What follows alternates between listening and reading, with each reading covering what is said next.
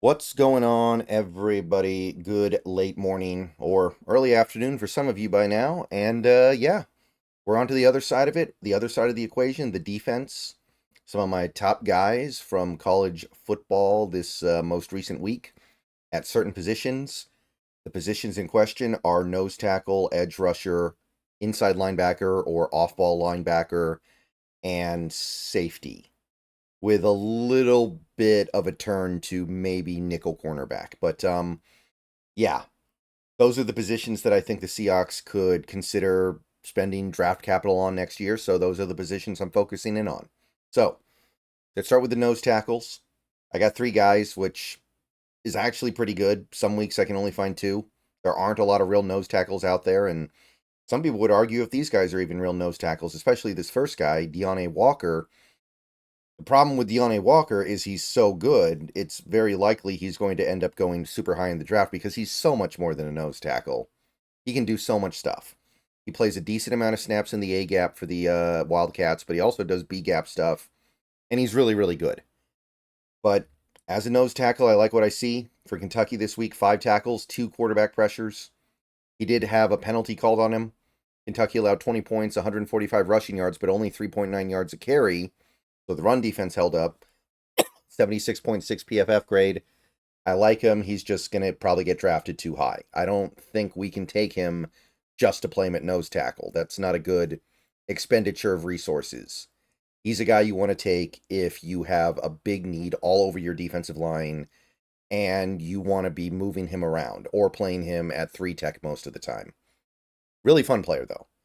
Dante Corleone, nice game this week as well for Cincinnati, the Bearcats. 4 tackles, 2 for loss, and a sack. 3 pressures total. Cincinnati got run on a little bit, 196 rushing yards. But I didn't write down the number of points they allowed, but it actually wasn't too bad. So Cincinnati's defense as a whole actually did okay. 4.9 yards a carry, not your favorite though. 74.5 PFF, solid. And then we got a new name at the bottom here. This is more of a sleeper. This is a day 3 guy right now, Jordan Phillips of Maryland. He caught my eye this week. 1 tackle, 2 quarterback pressures. Maryland did allow a lot of points, but only 80 rushing yards, 2.4 yards a carry. So, as a nose tackle, you're going to own a decent chunk of that, right? 68 PFF grade isn't great, but it's pretty good. And, I mean, that's the part of the draft where it's a little more reasonable to try to find a nose tackle, right? So, if this team is losing Hankins this offseason and Reed this offseason, maybe you do look at a cheap option to replace him. That would be somebody like a Jordan Phillips of Maryland, the Terrapins. All right, so now we swing over to edge rusher. We have edge rusher James Pierce Jr. leads the way. He remains the top dog at the position. For Tennessee, 7 tackles, 1 for loss, half a sack, forced a fumble, 2 quarterback pressures, which is actually a little underwhelming for him, but he made other plays in this game. Tennessee allowed 17 points and 223 passing yards, 7 yards per play, per pass, rather. 76.7 PFF grade, so really good game for him. And the other top dog right now, or arguably, I know that there's a couple other guys in the conversation. Abdul Carter from Penn State, 5 tackles, 1.5 for loss, 1 sack, a pass deflection, 4 pressures, so really good all-around game for him, all over the place. Penn State did get beat up a little bit in terms of overall defense, 30 points to USC. USC is a legitimate team, though. 220 passing yards allowed only, though, which is not bad. 6.5 yards per pass. 84.1. I'm happy with that. I'm living with that.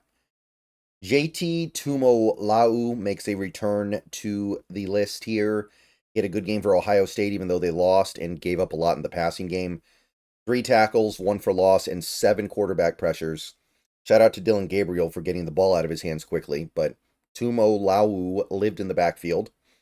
Did allow a lot of points and a lot of yards. 73.8 PFF grade, though, is going to get it done most of the time. He's a good player. Probably another first-round guy. After that, you get into more later-round guys like Ashton Gilote, or Gilote. Might be a day 2 guy, in all likelihood. Louisville. 3 tackles, 1 for loss, which was the sack. But he had 7 pressures in the game. Was consistently in the backfield. 20 points allowed, 301 passing yards allowed, but only 6.5 yards a pass, which is good. 79.3 PFF. And final guy, new name, haven't talked about this guy at all yet this year, Braden Swinson of LSU. Really explosive game for the Tigers defense. 8 tackles, 2.5 for loss, including 2 sacks, 2 passes defensed, or, batted passes, whatever you want to call them. 6 pressures. LSU allowed 26 points, 284 yards passing, but only 6.8 yards per pass. PFF grade only 70.8, which, given how much he lived in the backfield, I think should be a little higher, but destructive player for sure. And he's moving up the list as well a little bit.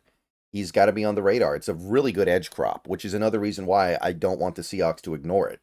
A lot of good players in this edge crop, I'm telling you right now.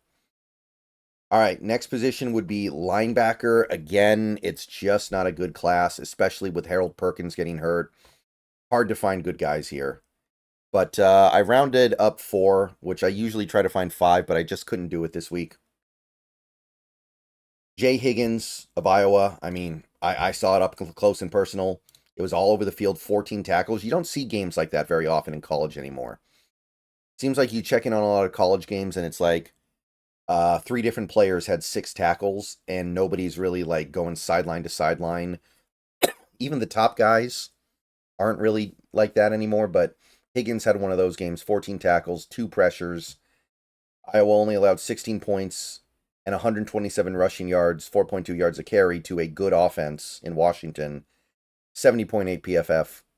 So he's creeping up, and maybe he can get into that day 2 range. Barrett Carter, probably the best linebacker prospect left at this point.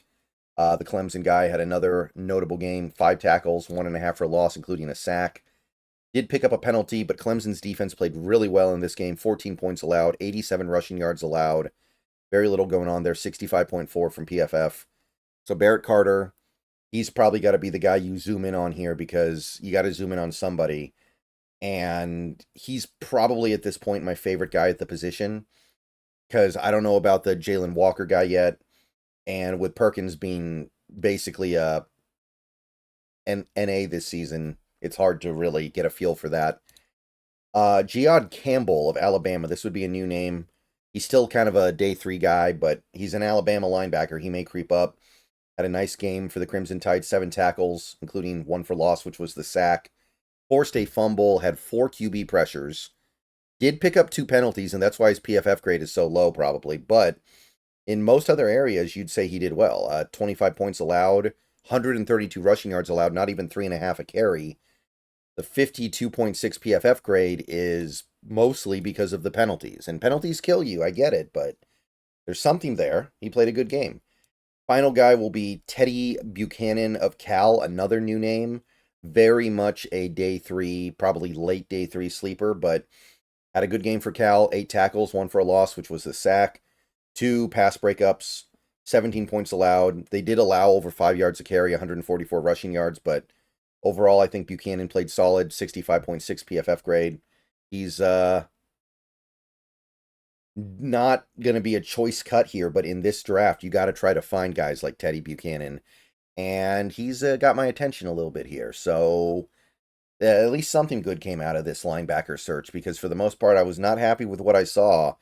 And I don't think there's much of a way out of it either. I don't think there's going to be any linebackers coming up in the last half of the season to like save the class. It's not a good class, and there's not much else to say about it. All right, finally we do the defensive backs that caught my eye. Malachi Stark, still the top safety in this class from Georgia, 7 tackles and a pass defense, 1 QB pressure as well, so he did some blitzing work. 24 reception yards allowed, which was 4 yards per target, so he was very efficient in coverage. They didn't really get much of anything going on him. Georgia did allow a lot of points and over 300 passing yards, admittedly, but Malachi Stark's, hard to say he didn't do his job, 80.3 PFF grade, one of his best games of the year. Nick Amanwari was not scored out all that well, and the numbers aren't exactly eye-popping, but I got to give credit here because he's going up against Alabama. He's very much overmatched. And that Alabama defense found a way to that South Carolina defense found a way to hold their own. I want to give him credit for that, even though the grading is not great on him. 9 tackles for Amanwari, allowed 21 yards in coverage. It was over 10 yards per target because he only got targeted twice, but He didn't get beat up there. Alabama scored 27 points, had barely over 200 passing yards.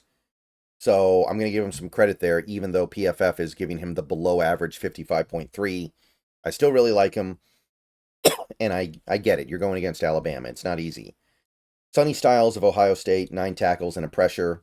Got targeted a lot in this game. I think it was 5 targets and only allowed 13 yards on those 5 targets, which is really good. Now, OSU got beat up by Dylan Gabriel. We know that. But again, are you really going to blame Sonny Styles for that? 71.4 PFF grade. Jalen Reed, a Penn State safety, one of the guys who I think is really helping to replace Kevin Winston because Winston's been MIA most of the year because of the injury. And Reed stepped up for Penn State, helped them win that game. A big game for them. 6 tackles and a pick, which he took back 22 yards, 2 QB pressures. Did allow 31 receiving yards on 2 targets. But when you're making an interception, you're going to make up for a lot of that. And USC only had 6.5 yards per pass in that game. They only threw the ball 220 yards. So they gave up points, but it wasn't like they were getting destroyed through the air. 77.5 PFF. Final guy, again, one of my favorites, a guy that I've been putting in this segment a lot this year. Jahdae Barron of Texas.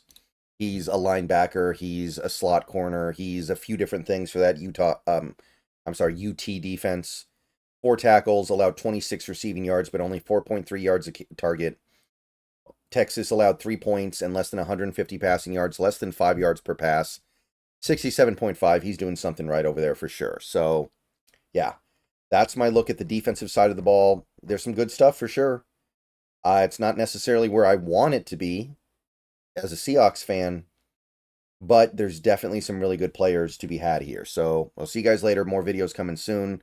Let me know what you guys think, and as always, go Hawks.